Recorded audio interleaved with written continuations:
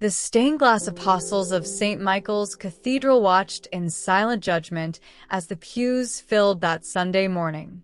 Golden light streamed through the windows, casting kaleidoscopic shadows over the congregants, a sea of bowed heads and folded hands. The air hummed with reverence, thick with the scent of polished oak and beeswax candles. At the pulpit, Reverend Thomas Whitmore adjusted his crisp white collar, his reflection glinting in the brass cross behind him. Today's sermon would be one they'd remember. He cleared his throat, and the room fell still. "Let marriage be held in honor among all," he began, his voice a rolling baritone that seemed to vibrate in the ribs of every listener. Hebrews 13 verse 4. A rustle of Bibles flipped open. But what does it mean to honor marriage? He paused, fingertips pressing into the lectern. It means fidelity, not just in body but in spirit, not just in deed, but in thought. In the third row, Rachel Goldstein shifted in her seat. Her charcoal pencil skirt felt too tight, her blouse too sheer under the weight of the Reverend's gaze. She hadn't wanted to come. Not here, not to his church. But David had insisted. "It's part of your recovery, Rachel," he'd said, buckling their daughter, Lily, into her car seat. Structure. Community. As if sitting in a building that wasn't a synagogue could scrub her soul clean. She glanced at her husband now, his profile sharp and unreadable. David's faith had always been quiet, practical, a weekly kiddush, a mezuzah on the door. But since her return from Meadowbrook rehab, he'd become devout in ways that unnerved her. Prayers at dawn, donations to churches. "We need all the help we can get," he'd muttered last night, turning away from her in bed. The Reverend's voice rose, pulling her back. "The devil doesn't tempt us with monsters," Thomas declared, pacing the pulpit like a courtroom lawyer. "He tempts us with whispers, with a glance held too long, a touch that lingers, a secret kept from the one who shares your bed." His eyes swept the crowd, lingering, just for a heartbeat, on Rachel. Her cheeks burned. She twisted the sapphire ring on her finger, the one David had given her after the first scandal. A fresh start, he'd called it. The stone bit into her flesh, a silent rebuke. "Fidelity," Thomas continued, softer now, "isn't merely the absence of sin. It's the active choice, every day, to nourish the sacred bond God has entrusted to you." A muffled sob broke the silence. Mrs. Donovan, the baker's wife, dabbing her eyes with a lace handkerchief. Rachel knew the rumors. Mr. Donovan's business trips to Atlantic City, the lipstick on his collar that wasn't his wife's shade. Thomas stepped down from the pulpit, moving among the pews like a shepherd tending his flock. "I've heard your confessions," he said, laying a hand on a teenager's shoulder. The boy flinched.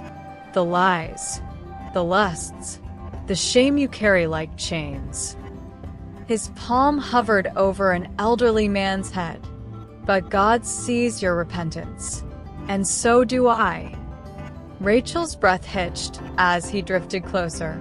His cologne cut through the candle smoke, sandalwood, and something darker, primal. She stared at her lap, counting the stitches in her purse. 1, 2, 3. "Look at me, child." The command was gentle, but it wasn't a request. She raised her eyes. Thomas stood before her, broad-shouldered and immaculate in his black robes. Up close, he was younger than she'd realized, mid-40s, maybe, with flecks of gray tempering his chestnut hair. His gaze locked onto hers, and for a dizzying moment, the room vanished. "You're new here," he said, though it wasn't a question.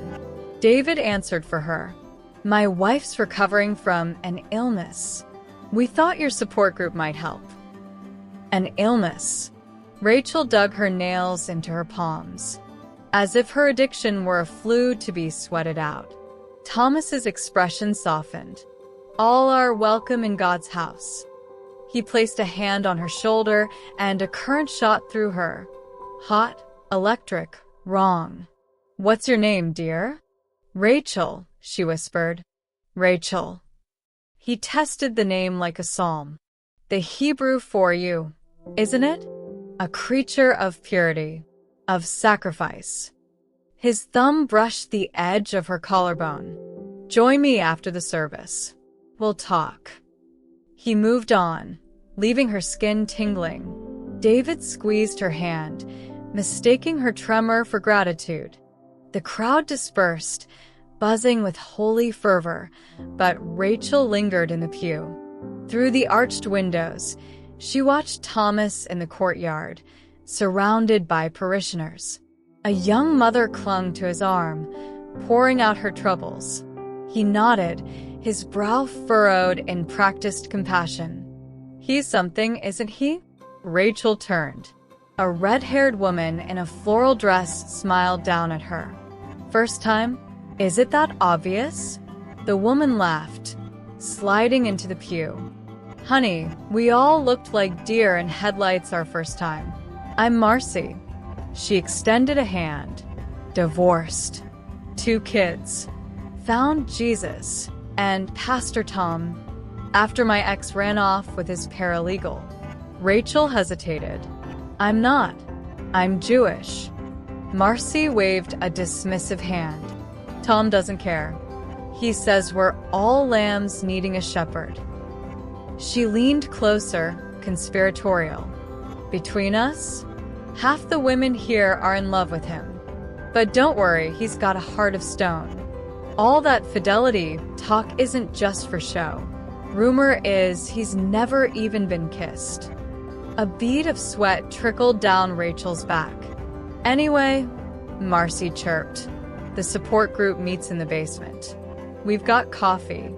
Maybe some day-old rugula from Goldstein's. They're kosher, right? Yes. Thank you. As Marcy prattled on, Rachel's attention drifted back to the courtyard. Thomas was alone now, flipping through a leather-bound notebook. Sensing her stare, he glanced up. Their eyes met. He smiled. The basement smelled of mildew and folding chairs circled a makeshift altar of plywood and velvet. Rachel sat between Marcy and a twitchy man named Jerry, who kept muttering about the beast in blue suede. We'll begin with a prayer, Thomas said, entering with a stack of pamphlets. He'd shed his robes for a gray sweater that clung to his chest. Then we'll share our struggles. Remember, this is a sanctuary. No judgment here. As heads bowed, Rachel studied him through her lashes. His hands, gripping the back of a chair, were strong but elegant. A pianist's hands. She imagined them skimming a waist, unbuttoning a blouse. Stop. She bit her tongue until she tasted blood. This was why she'd ended up at Meadowbrook. Why her daughter's nanny had quit. Why David slept with his back to her. You're a monster, Rachel. Her head snapped up. The group stared. Would you like to share? Thomas asked gently. Panic clawed her throat. I'm not sure. It's okay. He knelt before her, eyes blazing with faux divinity. God already knows your heart. We're here to listen. The room tilted. Words spilled out like poison. I cheat, she whispered. Marcy gasped. Jerry giggled. Not physically. Not yet. But in here. She pressed a fist to her chest. I see a man on the street, and I undress him. I invent stories. Her voice broke. I don't want to be this way. Thomas's hand covered hers. The first step is truth. His skin was furnace hot. Come to my office, he murmured, low enough that the others couldn't hear. We'll continue this conversation privately. Rain lashed the cathedral windows as Rachel climbed the spiral staircase. Thomas's office door stood ajar, lamplight spilling onto the stone steps. Inside, shelves groaned with theological texts and framed degrees. A mahogany desk dominated the room, bare except for a Bible and a silver fountain pen. "Sit," Thomas said, gesturing to a wingback chair. He poured 2 glasses of water from a crystal decanter. "You're brave, Rachel. Most people take months to admit what you did today." She perched on the chair's edge. "I'm not brave. I'm desperate."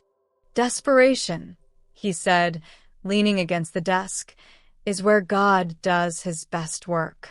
His sweater rode up, revealing a sliver of toned stomach. Rachel gripped her glass. "Do you ever?" "Struggle." He smiled ruefully. "Every day. I'm a man, Rachel.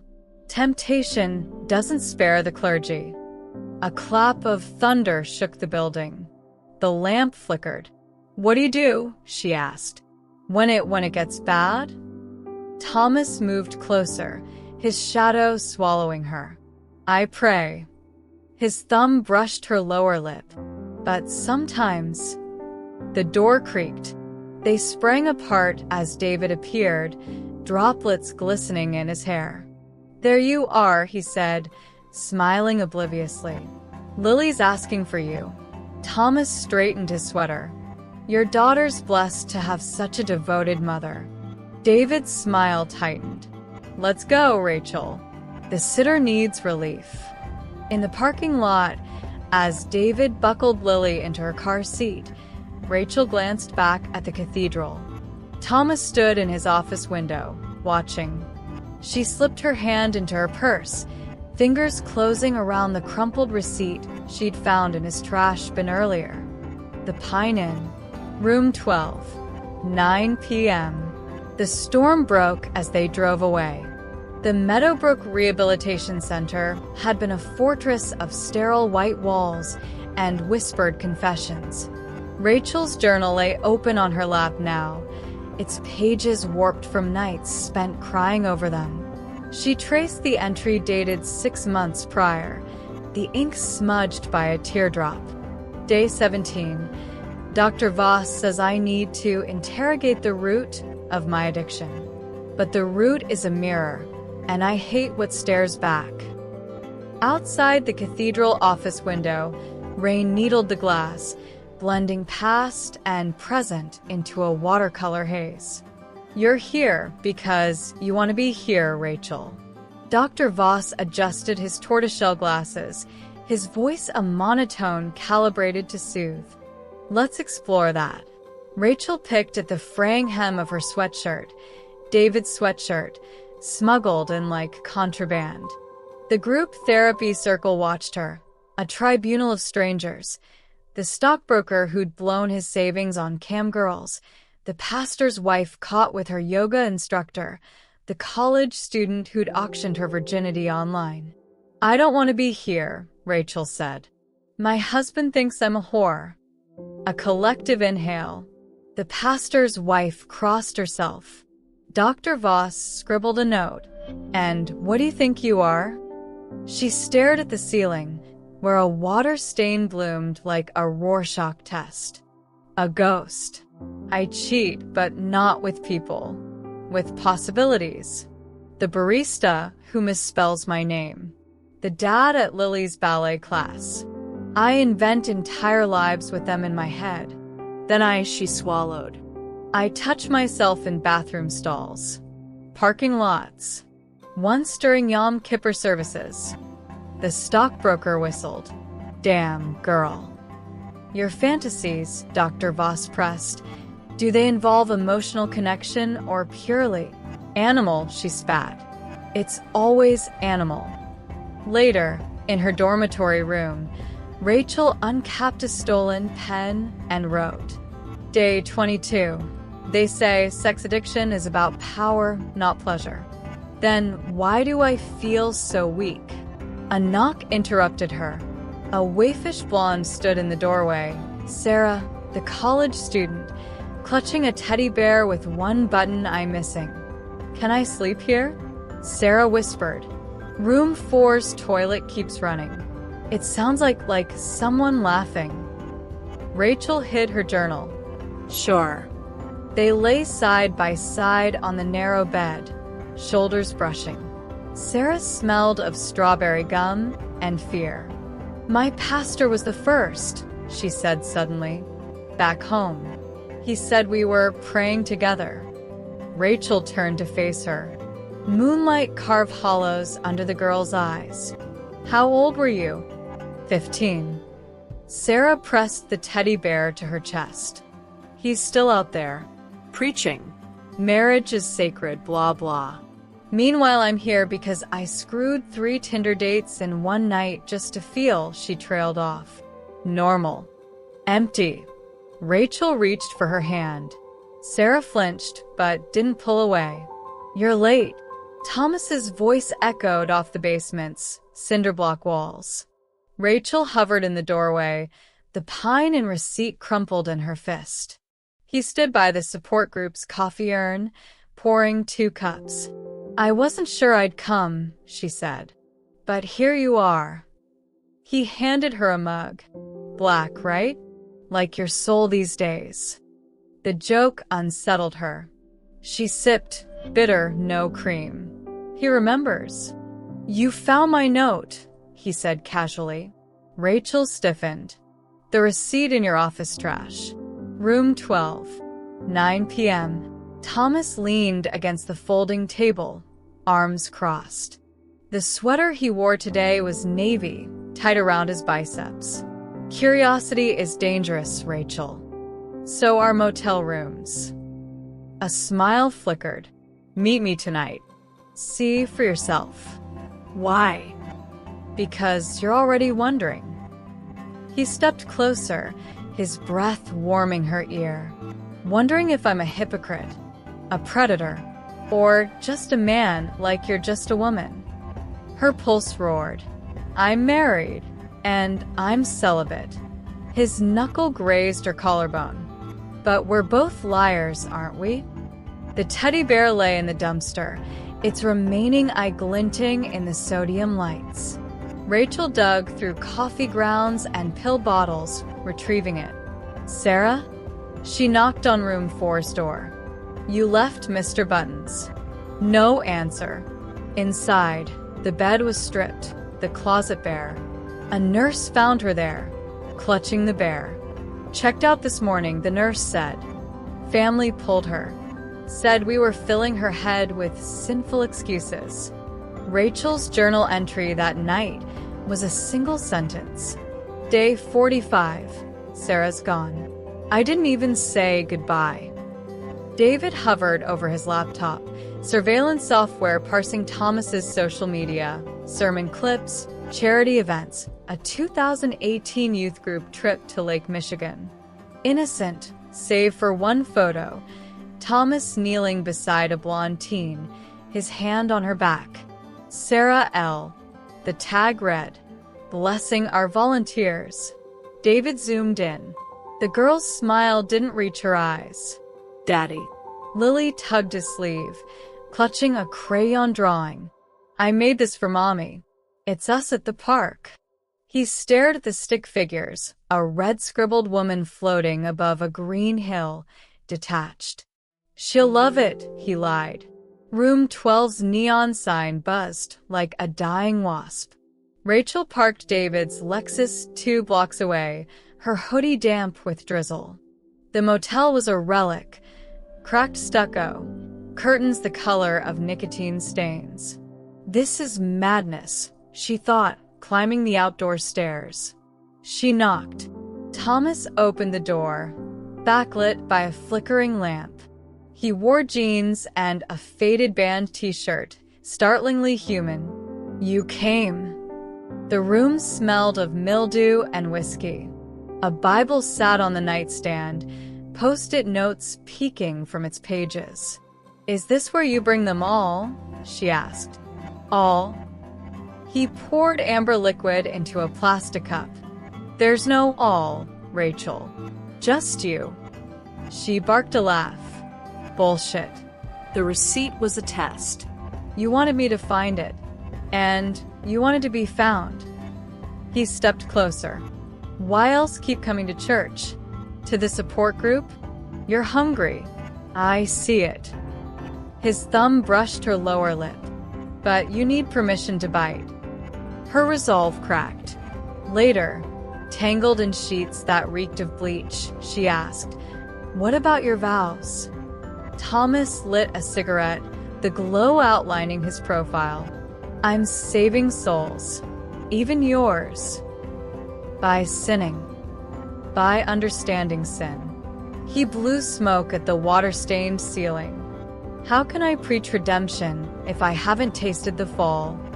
Rachel sat up, sheets pooling at her waist. "You're a fraud. And you're an addict." He crushed the cigarette. "We'll make quite the sermon." Dr. Voss handed Rachel her journal. "Remember, relapse is part of recovery." She hugged Sarah's teddy bear. "What if I don't want to recover? What if I like the monster?" "Then," he said gently, "you'll learn to live in the shadows." David's keystrokes punctuated the silence. On screen, Sarah L.'s Facebook profile loaded, last updated 3 years ago. A single post. Psalm 51 verse 10. "Create in me a clean heart, O God." He cross-referenced her name with obituaries. Sarah Louise Miller, 19. Survived by parents James and Carol. Cause of death. Pending investigation. The timestamp. 2 weeks after her Meadowbrook discharge. David's coffee went cold. The neon glow of the Pine Inn's vacancy sign pulsed like a heartbeat in the rain. Rachel leaned against the headboard of room 12, her skin still humming from Thomas's touch. As the neon pulse of the Pine Inn fades into the storm, Rachel's secrets cling to her like a second skin. But in the quiet of a grieving father's study, David's screen glows with a name, Sarah Miller, and a death shrouded in scripture. The Reverend's collar hides more than holy vows, and every sermon now echoes with lies. What happens when a man of God becomes the devil's architect? When redemption tastes like ash, and the truth could unravel a town. The stained glass apostles are watching, but their silence won't last. Click next to witness the reckoning.